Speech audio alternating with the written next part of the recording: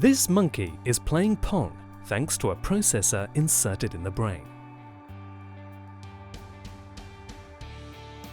Well, I think that the breakpoints are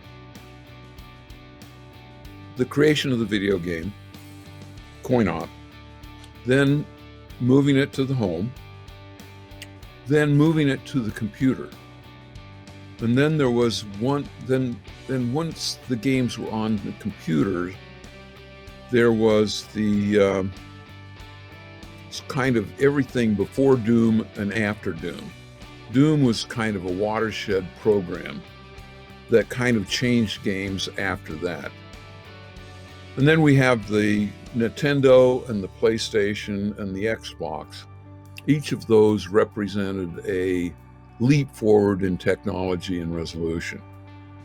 And then the Facebook acquisition of Oculus really supercharged the VR component. And I think those are sort of the main milestones. I think the next milestone will be when VR headsets exceed 10 million units. And I think they'll do that next year.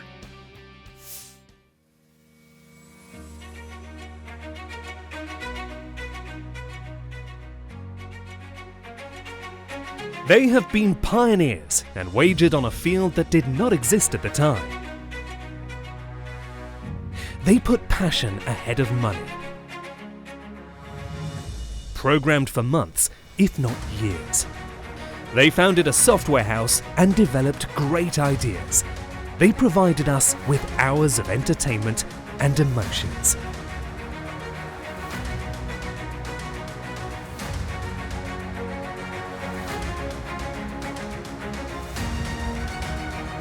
Welcome to Videogame Legends.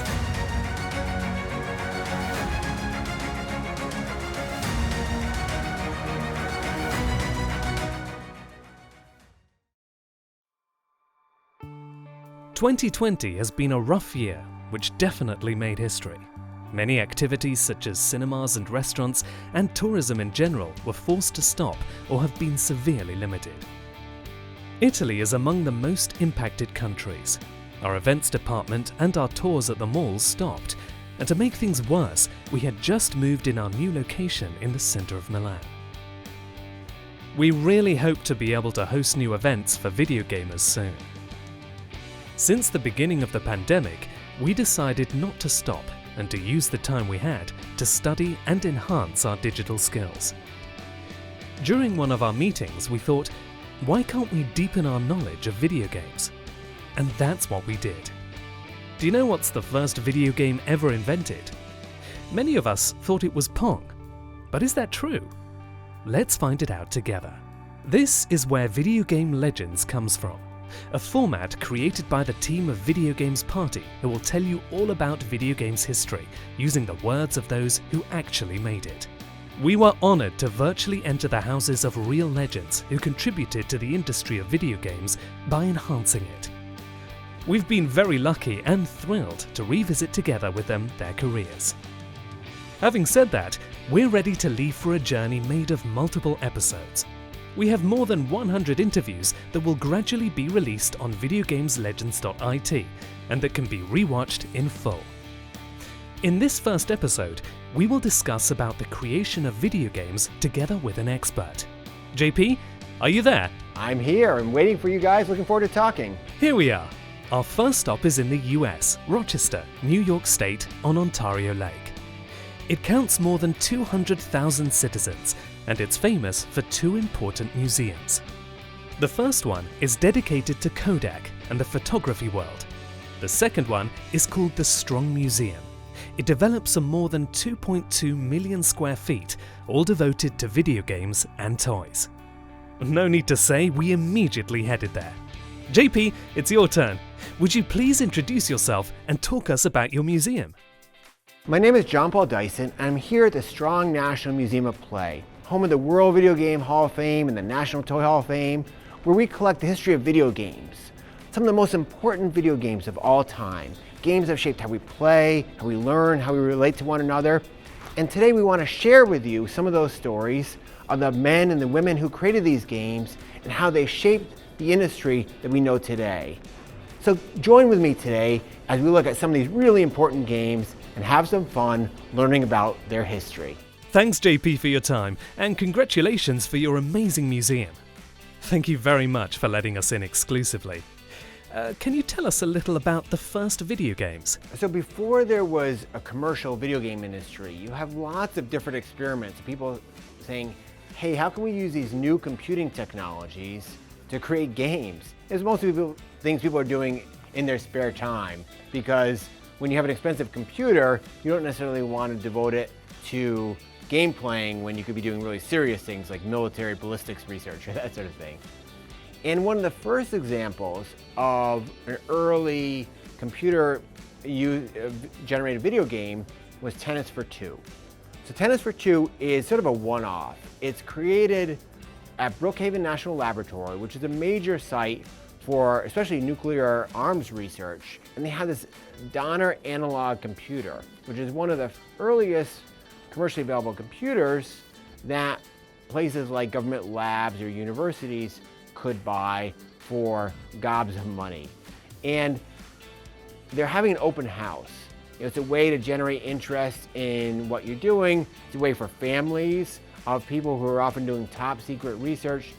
And Willie Higginbotham has the idea of creating a tennis game.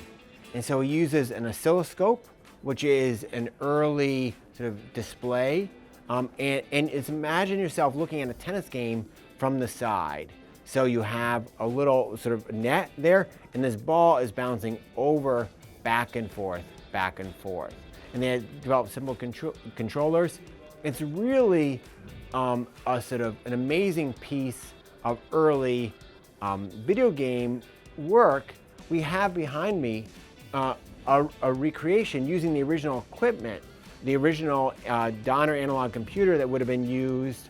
But the games themselves, the original items themselves were taken and they were just put back to other uses for Brookhaven's actual work. We're able to work with folks at Brookhaven to recreate the game here as it would have been originally created. JP, on the basis of our findings, it seems like Space Wars has been one of the most influencing video games ever produced. Someone defines it as the first video game. Can you tell us something about it? So Space War is a game that's developed at MIT, Massachusetts Institute of Technology, by a group of students essentially. Steve Russell was probably the primary one, but there are others who were involved in creating this game in which you had two spaceships that were battling in this galactic universe. There's a sun they're orbiting around, you don't want to get sucked into the sun. And it's really an amazingly popular game within these very limited areas that had actually had access to computers. In the early 1960s, this was done on a DEC PDP-1.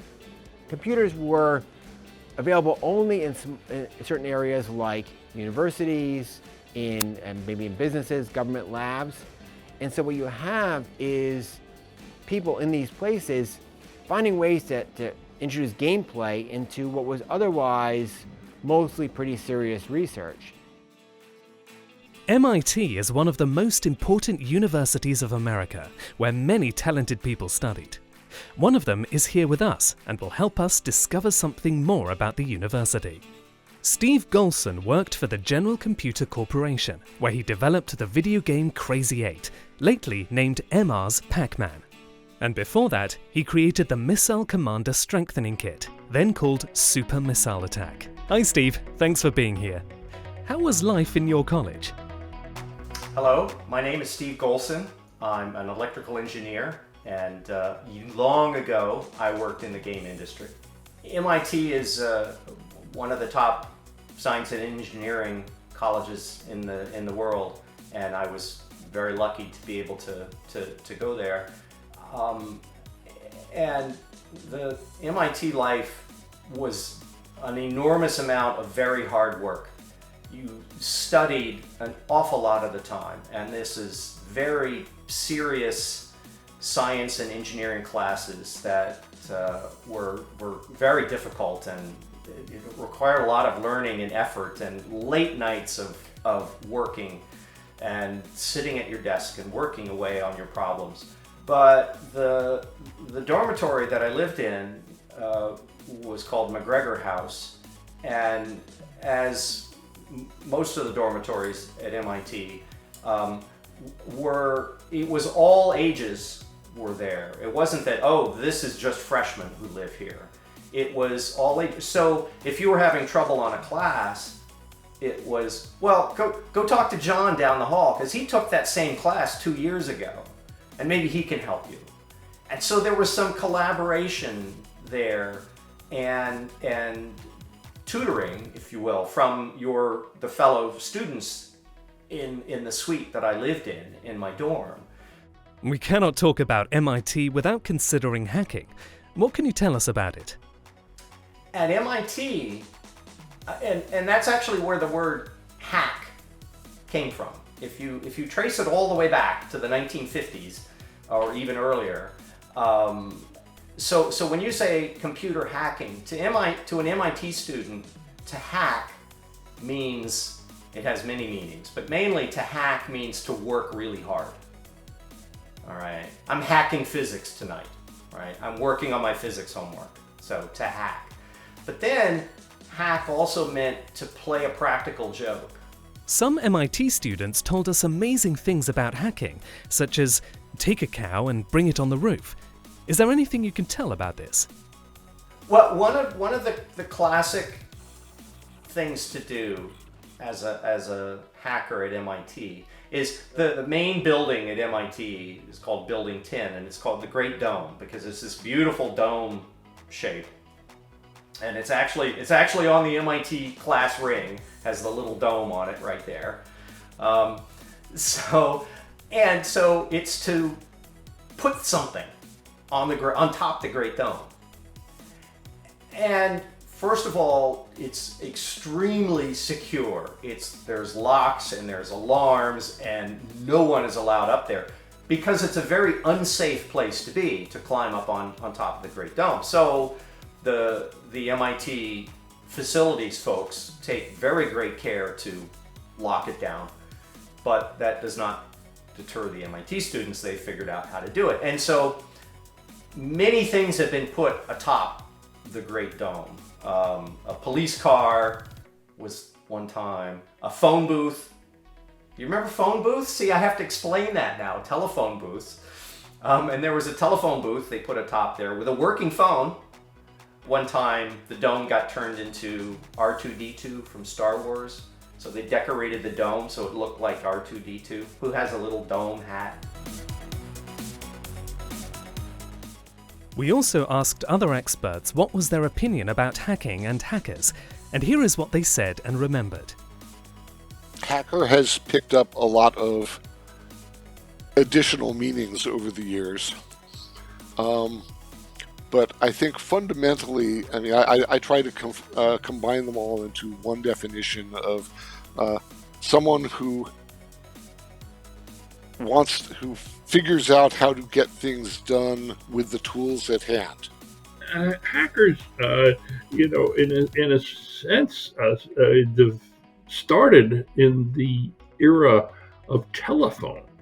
When I was in college, you waited until 7 o'clock in the evening to make a long-distance call, to call your parents or someone at home, because it was cheaper.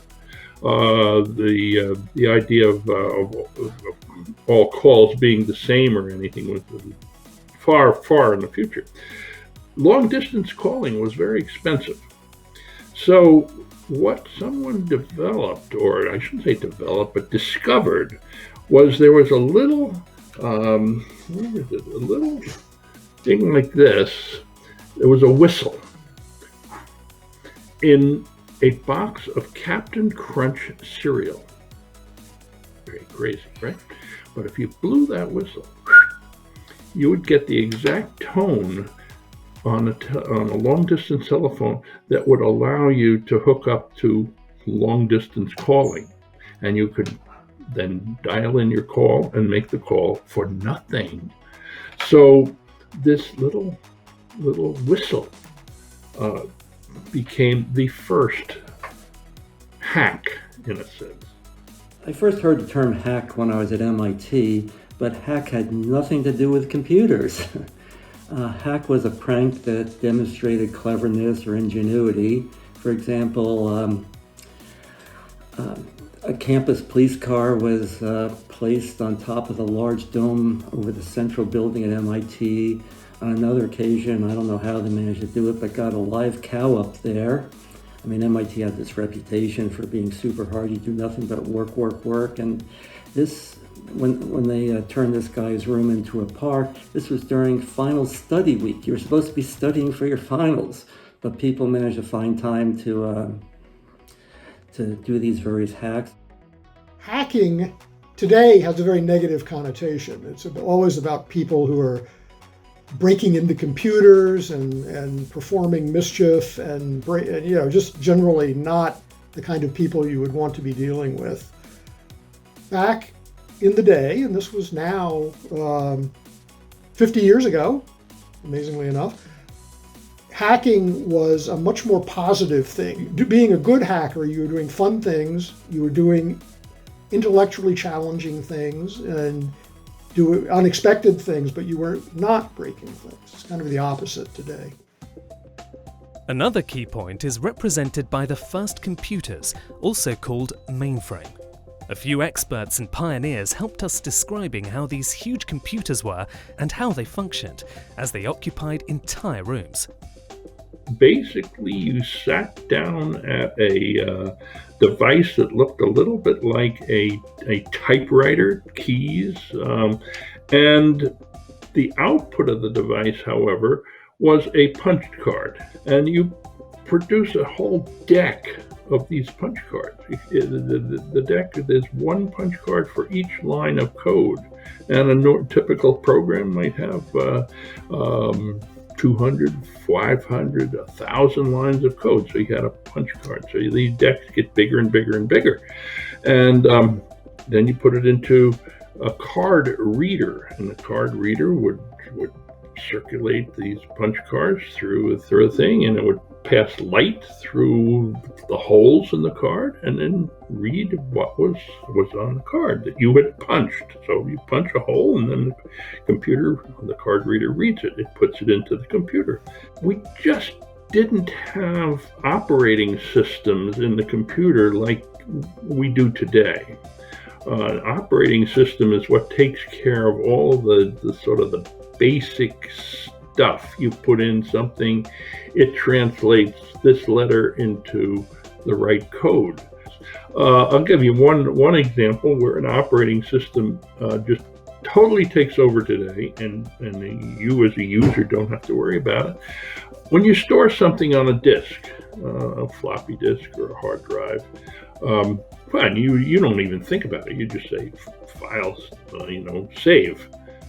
I primi mainframe erano mostri, erano costruiti con valvole termoioniche, dove una valvola come quelle che si usavano anche per le radio, per le televisioni, erano dispositivi che adesso una di queste valvole che erano grandi così e tipicamente un paio di centimetri di diametro facevano la funzione nel computer di un transistore di oggi, che oggi è così piccolo che non si vede nemmeno col microscopio. per cui a quel tempo allora un computer usava una stanza intera o addirittura un piano intero di un grande fabbricato, perché era fatto con queste valvole, con componenti discreti, fili che andavano dappertutto. Era una cosa veramente complessa a vedersi, e però la meraviglia è che tutto questo poteva essere poi 20 anni dopo, 30 anni dopo, messo in un pezzettino di silicio grande così. JP, we're back. Let's go back to Space War. Can you please tell us something about its cultural meaning? When we look at Space War, we really need to look at not only as a video game, but also what's happening in the country. it's a Cold War, there's a space race going on between the United States and Soviet Union. So I don't think it's totally coincidental that the first really well-known video game has a theme of being a battle in outer space. Sputnik had just launched a couple years previously, and so there was going to be some sort of overlap, I think, between what's going on in culture in general in this game in particular. What's also interesting is the way that the game spreads from university to university, and many of which were tied to development of communication networks later on, like ARPANET, for instance, that are funded by the military. So there's this interesting blending of technology and military funding and the general culture that helps make a game like Space War really resonate with people, not only because it was a lot of fun. JP, sorry to interrupt you. You won't believe it. We have a very special guest. It was very difficult to reach him, so let's hear what he has to say. Stephen Russell. I'm now retired software engineer. Went to Dartmouth College and got an excellent education there. I didn't quite graduate because I had some stuff left over after my senior year, and I got so involved in computer programming that I never finished it. But I got a very good education, which helped. How did the idea of Space War develop? Several different things that got me interested in it. One was the idea of a computer with a display was one that had been around for a long time. Many of the early computers had very early computers had displays. The ones that were obsolete when I started using computers. But the displays were always slow and expensive. And the PDP-1 display was not nearly as slow and was, by standards of the time, was not terribly expensive. Another thing was the space race, and spaceships and rocket ships were very much in the news at the time because the Russians and the US were in this race to get people in orbit. And in 1961, which was when we started on Space War, Russians had gotten a man into orbit in January, and the US was still behind and didn't get a man into orbit into April. So it was a race, but the US was not yet ahead. And the Russians were winning. So there was the interest in space. And then I had been reading plenty of science fiction. And one of the pieces of science fiction which I had a great deal of fun with was the Lensman series by Doc Smith. And there, the heroes would typically just barely survive an attack by the forces of pure evil, would escape by running a super spaceship across the galaxy, pursued by the forces of evil. Steve, can you tell us on which computer you started working? You need to get a picture from maybe MIT, but of an IBM 704 installation. And what it is a bunch of gray boxes the size of 1 or 2 or 4 refrigerators. So they're big boxes, and they're all gray, and they're sitting on a special floor, and what you don't see is a whole bunch of big cables going under the floor to connect all the boxes together. Here is another video games legend, known as the father of the video games industry. We met him at the beginning, and he was very impressed by Space War. Would you like to introduce yourself? Hi, my name's Nolan Bushnell, and I'm credited with building the first video game that was commercial. It was called Computer Space. And later I founded Atari, and kind of the rest is history. Nolan, which is the first video game you ever played? At the University of Utah, there was a company, there was a game that was programmed on the big computers. It was a PDP 1, and a guy named Steve Russell at MIT had programmed a game called Space War. And of course, these were $1 million computers, and so we'd have to sneak into the computer lab late at night to play the games. And we made it we got really good at being able to break into the computer lab at 3 o'clock in the morning so we could play games. And that was my first experience. When did you realize that video games would have become an industry and your future business? I felt, even at that point, because I was working at an amusement park at the time, and I was managing an arcade, and I knew what a coin-operated game needed to cost, and I knew how much it needed to make. And I felt that if I could put that screen with a coin slot on it, it would definitely make enough money. The problem was the cost. The cost was, $1 million computer, 25 cents a play. It wasn't. But I felt that the cost of compute power was dropping every day, and that someday it would be cheap enough to be able to do it. And 3 years later, it was, and it did. Let's go back to Steve to hear about the latest curiosities about Space War. Which have been the key moments of its development? There was getting embarrassed into writing the code. Then there was getting a version without gravity that worked. And then there was getting a version with gravity that worked. And then there was incorporating all of the various improvements, like the improved explosions, and setting the pace to something that seemed satisfying, which was sort of the final, in the process of testing the release, Bob Saunders and I spent many hours playing each other, and so we set the pace, like how fast spaceships accelerate and that sort of stuff,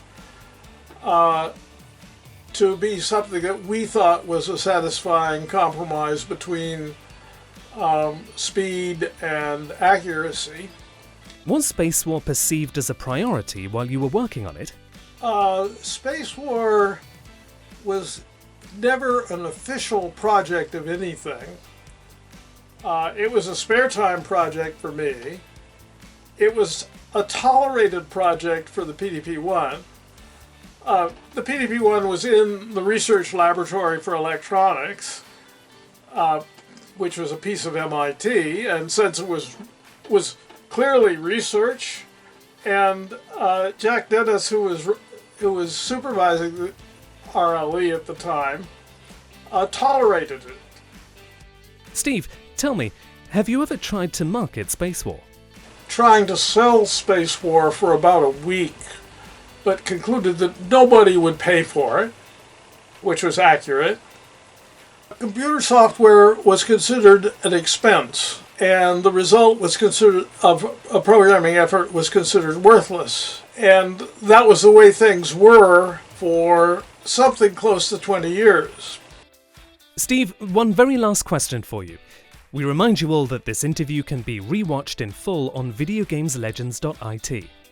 Can you please tell something to our community? Hello to Video Games Party friends.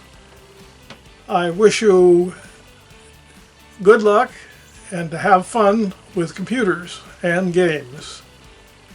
And if you feel a little adventurous, try writing a game or 5.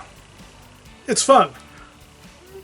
Thank you so much, Steve Russell, David Al, and Federico Fagin for letting us experience the atmosphere generated by the first computers.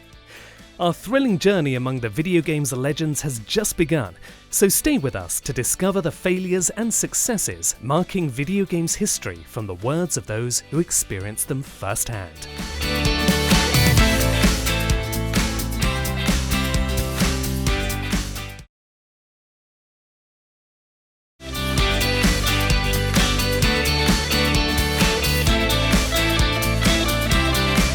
While the video game developed by Steve Russell and his friends was being played in always more universities, inspiring future businessmen and developers, in 1968, an engineer called Ralph Baer was secretly working, together with a small group of collaborators, on the very first home console for a company called Sanders.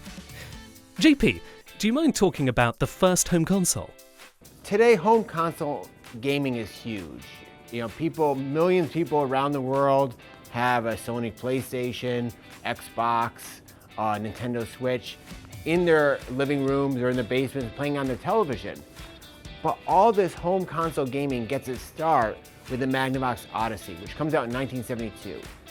It's the brainchild of a man named Ralph Baer, who was a military engineer, worked for a company called Sanders. In 1966, he had the idea that, hey, you could use this relatively newfangled device, a television, not just for watching, but also for playing. And he works on it for years, changes home entertainment by introducing home gaming. We know Ralph Baer visited the museum. How did he like the video games world? Please tell us something curious about him. So Ralph Baer, the creator of the Magnavox Odyssey, was really an incredible man, one who I was honored to really become friends with over the last 10 or 15 years of his life.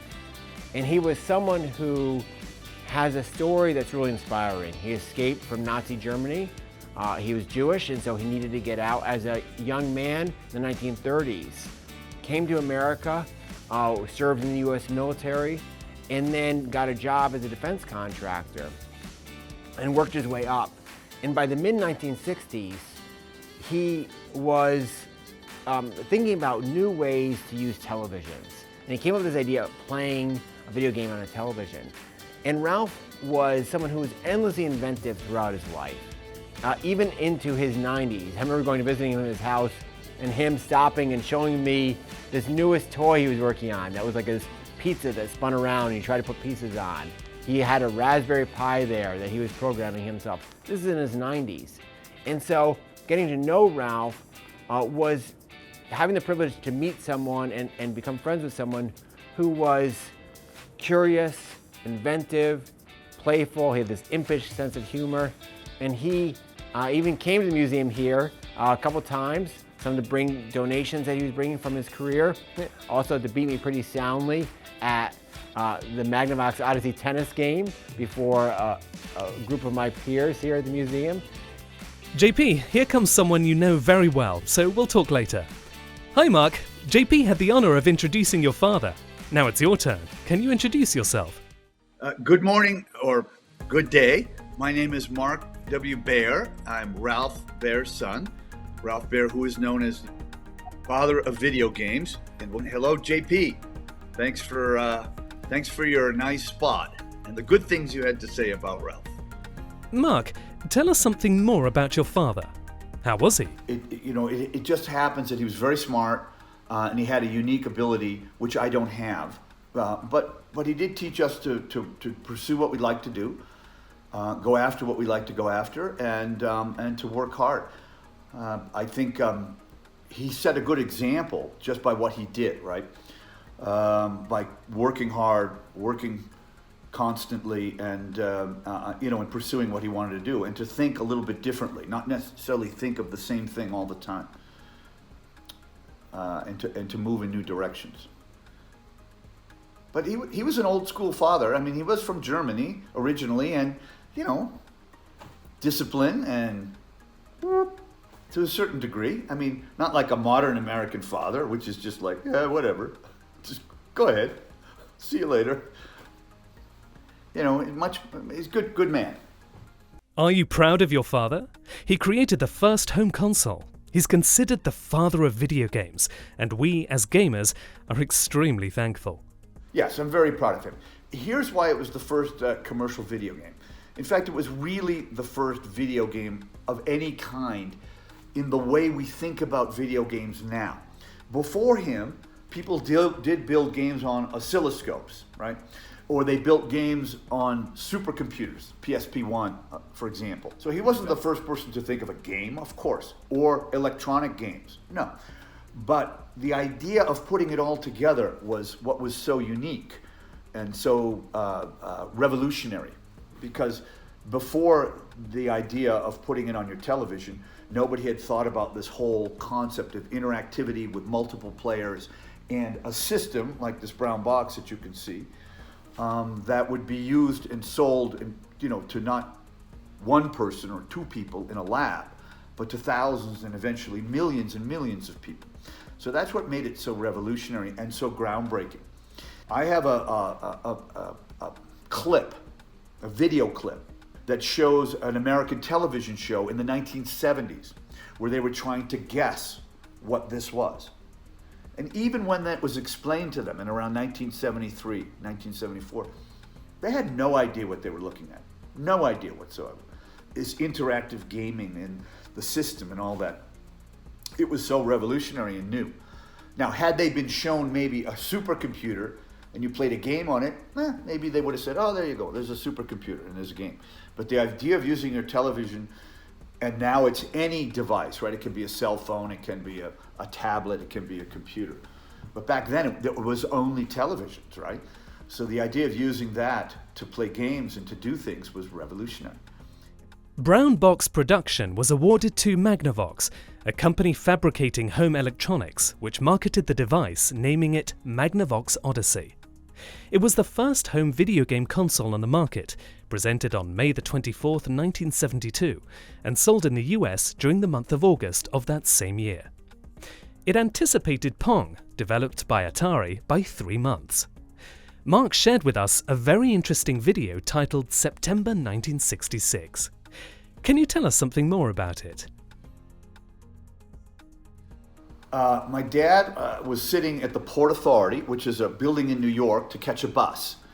And he had worked for television companies before. He's now already working for Sanders, which is a defense contractor. But he had worked for television companies, actually building televisions, because back in those days, they built televisions in places like the United States or Europe, not all in the Far East.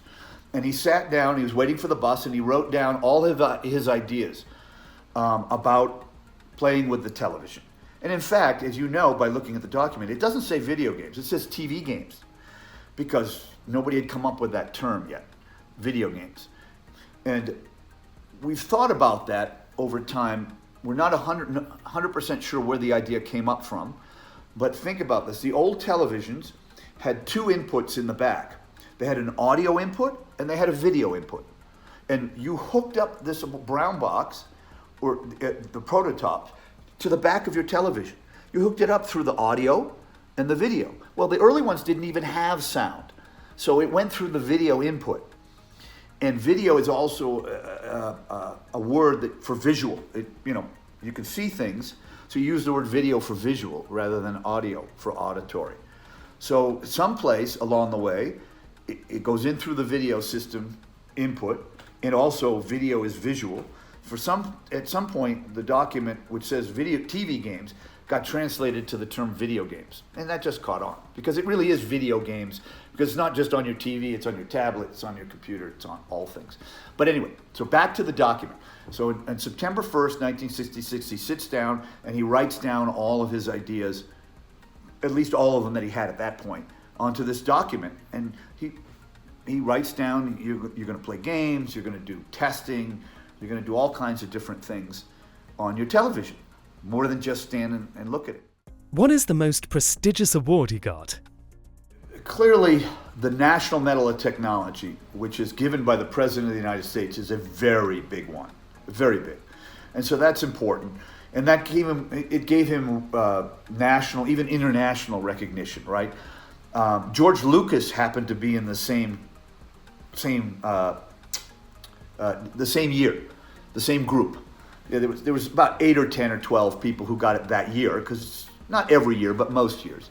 And George Lucas was in that group, which was kind of interesting because he wasn't really a scientist. He's not a technologist, but he inspired millions of people. So it makes sense. Bye, Mark, and thanks for your time. Now let's go back to Strong Museum. Hey, JP, just one question. Considering the hectic situation of the time, are you aware of the relationship between Ralph and the founder of Atari, Nolan Bushnell? So Ralph Baer comes up with the idea of playing this video game on a television.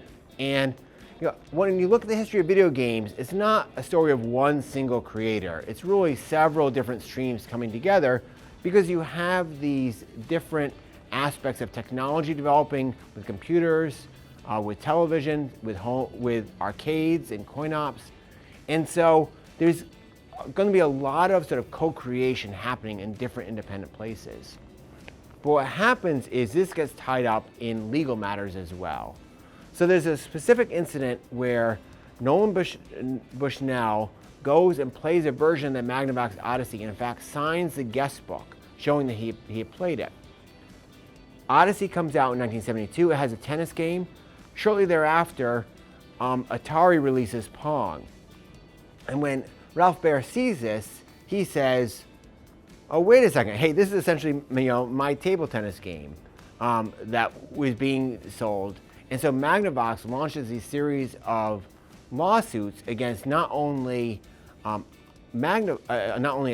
but also other video game companies as they go along, because Ralph Baer had been very careful to document all his work. He was a trained engineer, and so he had filed patents on things. And so Magnavox could use these patents to try to win money from other companies for infringing, as they said, on their patented right for video games. Now, when you have a fight over rights that then translate into a fight over money, there's inevitably going to be some degree of resentment, maybe animosity between Ralph Baer, an individual like Ralph Baer, and an individual like Nolan Bushnell. Sort of rivals, even as I think they had a deep respect for each other, they also felt like they both had to fight for their share of credit. There's an interesting side story, and I remember Ralph telling me about the battle between Magnavox and Atari. After this small journey in the world of home consoles, let's go back to the arcade field.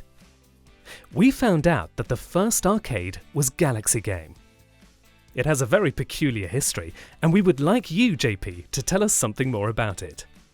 So the Galaxy Game comes out in 1971, and it's done by Bill Pitts and Hugh Tuck, and it's one of these early experimental approaches to how do you commercialize video games. So it's based on the earlier game Space War, and they created a version using a PDP-11 DEC mini computer, and they hooked it up to a coin-op and they put it in the Stanford Student Union. And there, students had a chance to play a video game, not just in the very restricted computer lab, but in a more general setting. Now, one of the real challenges with Space War, certainly, and then later with the game Galaxy, is that there is this question of how do you commercialize something? Space War was created just in a university lab. The Galaxy game, however, was intended to make money. But that's a huge challenge because A, video games are unfamiliar territory to people, and B, you need to scale it up. You need to have the computing power, so to speak, to make the game mass producible. And so that was one of the real challenges. The creators spent a lot of money on it, but never were really able to scale up to that extent in the way you would need to really build a company that could launch an industry. Here we have the developers of a Galaxy Game, a group of friends since ages that we managed to have here with us for this interview. Can you please introduce yourselves? Hugh, you go first. Hi, my name is Hugh Tuck. I went to college at Cal Poly in San Luis Obispo, and I graduated in mechanical engineering. I met Hugh in high school. We both went to Sarah High School, the Catholic boys' school in San Mateo. And I went to Stanford, and 2 years in, my hobby at Stanford was breaking into buildings. And back then it wasn't a criminal activity, it's It's what normal males did at that time. What about Galaxy Game? Where did the inspiration come from? When I was at Stanford, probably my second year, I had heard about this incredible game called Space War, and at that time it was running on a PDP-1 computer that was run by this for computer learning program for grade school students. And at nighttime they had Space War running, so I went down and played it there. Yeah, Bill, he had been telling me about this game, and so he said, come on, I'll sneak you in one night. So we went up there, I don't know, it was 11 o'clock at night, and Bill, we walked into the building and we looked left and right. It was an amazing building because there was somebody working on the first mechanical arm there, in one room. And in the next room, there was somebody working on voice recognition. This was all brand new technology. And then in this other room was the Space War game, which was, you have to remember, there was no Pac-Man, no Pong, nothing. There was no games. It was pinball machines or Monopoly. That was it. So there was this display, and you could see the two little spaceships, and it had real gravity, and all the rules of physics applied. As the spaceship went around the sun, they would move, and you could shoot darts at each other, and if you hit them, the machine, it was just amazing. And there was nothing like it at all. So that's when I made the statement, boy, if we could market this, we'd be rich, which half of that statement was correct, just not the rich part. In the interim, they came out with a new machine called the PDP-11, which was one of the first mini computers. Yeah. And when they came out with that, Bill came to me and said, hey, Hugh, they just came out with this PDP-11, and I think I can program Space War to run on the PDP-11. So Hugh put up some money and his brothers and sisters and the first system cost $20,000. And we knew it would cost about that because the price list for all the components pretty much let you know what it would cost. I have never claimed anything more than the title of I'm the one that put coin acceptors on Space War. And joysticks. And the reason that Galaxy Game got the name Galaxy Game is when we were finishing the first version and it was going to go on to the Stanford campus, at the same time we had a lot of anti-war sentiment on campus to the point that at nighttime large groups of people were moving through campus and throwing rocks at windows and breaking windows and things. So Hugh's sister Terry, we decided that Space War would not be a good name for what we were building because the claim would be that we're just taking war into space. So we're sitting around the dinner table at Hugh's family's house, and his sister comes up. We're all trying to come up with what's a name that's not going to be Space War. And his sister Terry came up with the name Galaxy Game. And that seemed like a fairly innocuous, friendly game, so that's where the name came from. We had students piled around the machine, standing on chairs, trying to see what was going on. There was just tremendous enthusiasm. Actually, somewhere in the interim there, we went and talked to Chicago Coin. Now, Chicago Coin was the biggest manufacturer of pinball machines. And we told them we had this new idea, which, to executives of a pinball company, they had no concept of what it was. And they said, well, how much would you charge? We said 25 cents a game. They said, nobody will pay 25 cents a game to play a game. A dime is what they pay, and they're not going to pay 25 cents. And they pretty much brushed us off. So they probably lost out on the best opportunity of their life. But such is business.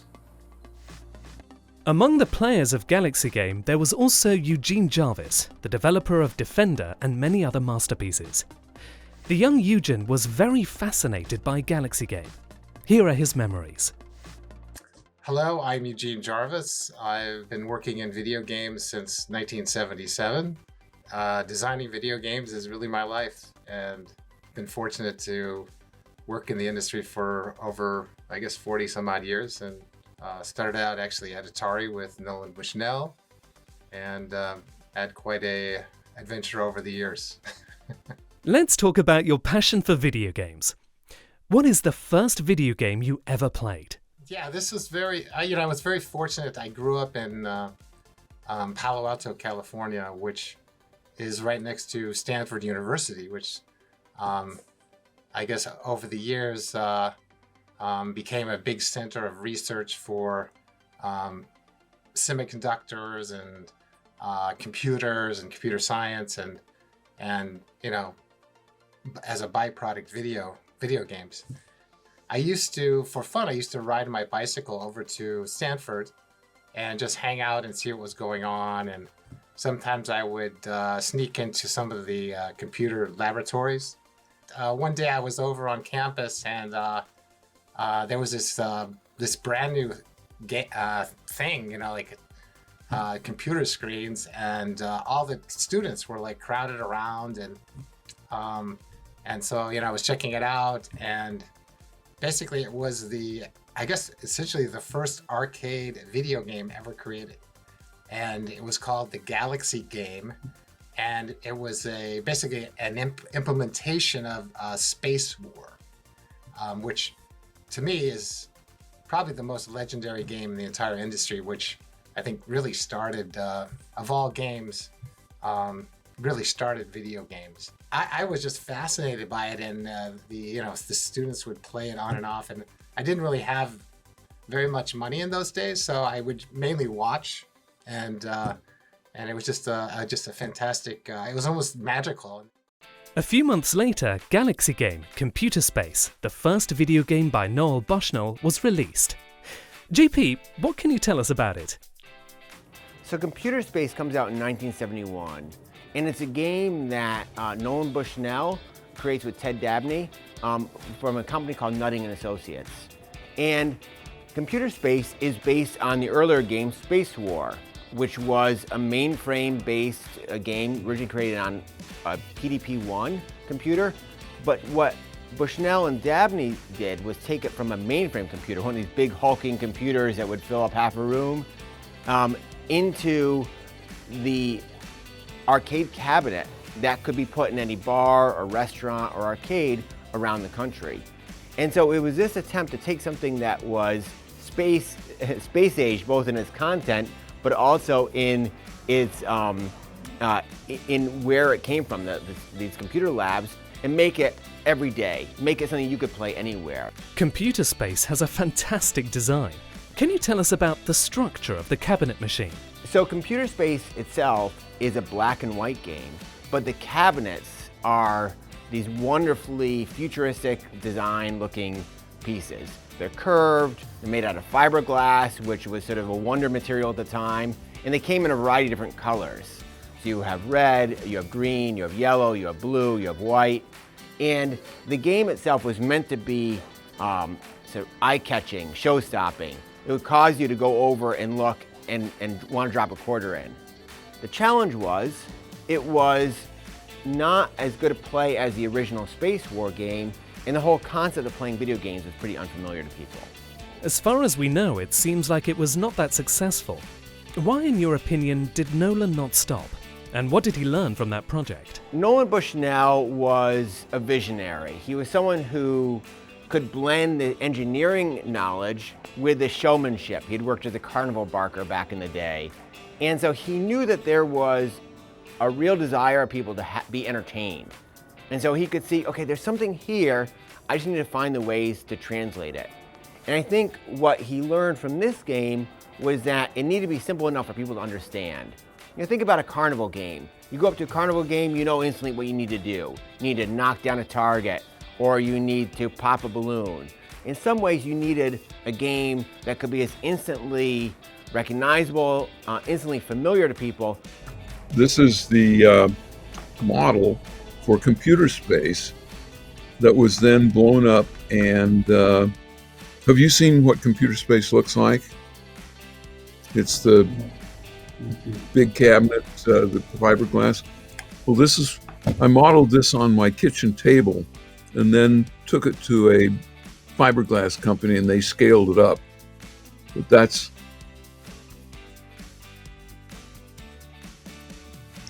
a real artifact. It's 50 years old. And so in the fall of 1970, computer space was brought to the marketplace and it sold about $2 million worth of product.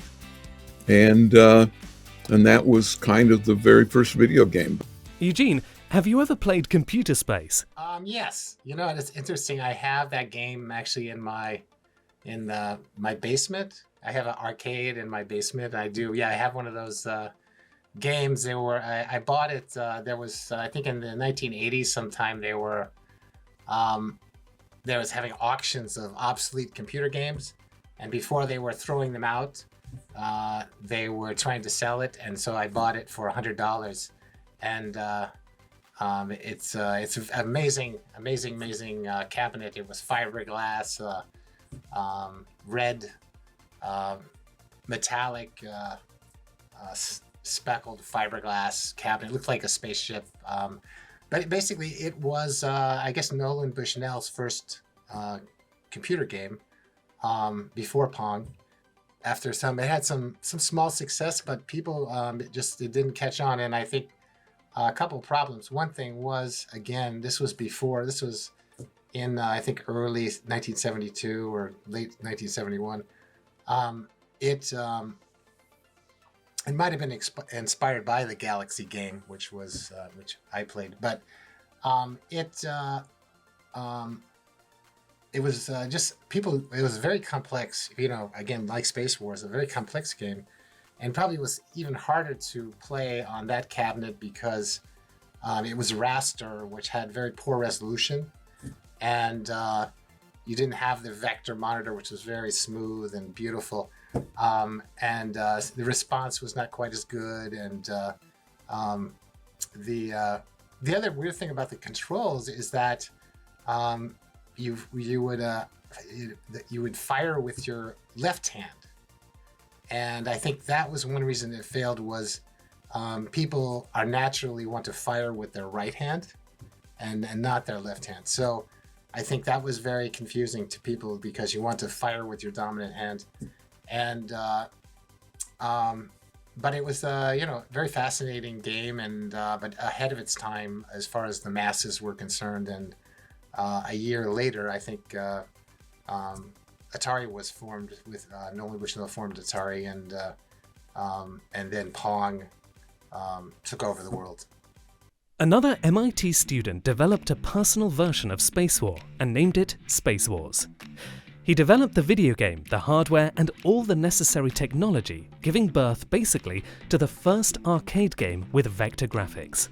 Vector graphics allows to create items that can be endlessly zoomed with no loss of quality and definition.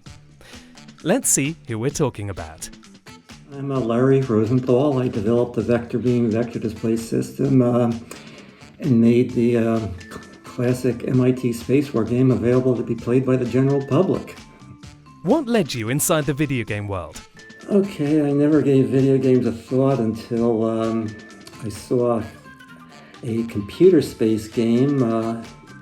That was the game in the gaudy plastic cabinet in the Student Union building at MIT. After I graduated at MIT, I continued at UC Berkeley, and during the first Christmas break, I went back to Cambridge to visit friends at MIT, and that's when I saw Nolan Bushnell's computer space, and I said, what? I mean, the display is really crude, and I said, what is something like this doing in a place like this, where the real Space War was developed? Yeah, that's when I said, I'm going to build a Space War game and make it available to the masses. That's when I got the idea for it. When did you realize that your innovative technology was something new and surprising for video games? When I developed my vector display systems, state-of-the-art mini computers at that time used vectors to draw on the screen. However, those systems cost tens of thousands of dollars. I was able to come up with a system where I could draw vectors of reasonable resolution on the screen, and the electronics, cabinet, everything came to about $600. And then we sold them for about $2,000. So what I did was came up with a system that previously cost tens of thousands of dollars, and I was able to get it down to $600. What's the best compliment you got? At a game show in Chicago, I remember I was looking at Atari's Asteroid game. I think it was Atari's first vector display game, and wish I had thought of it. It's a pretty good game. And one of the senior programmers from Atari came up behind me while I was looking at the game and said, "Do you recognize the ship? You should." Thanks for watching this episode. Thanks to JP and the Strong Museum for their warm welcome. We'll see you next time. We now know that the words hack and hacking in the 50s were not associated to cyber attacks, but meant, and still mean for MIT students, to work hard. The first computers did not have operating systems, but perforated cards, and occupied whole huge rooms. Thanks to Federico Fagin, we know that Intel Corporation released in 1971 the first microprocessor, which basically kickstarted an important technological development. Ralph Baer, known as the father of video games, created the prototype for the first home console, then marketed by Magnavox under the name of Odyssey. Hugh and Bill tried to market the first arcade, but they didn't make it because of an expensive technology and an insufficient knowledge of hardware. However, they indeed succeeded in entertaining thousands of students.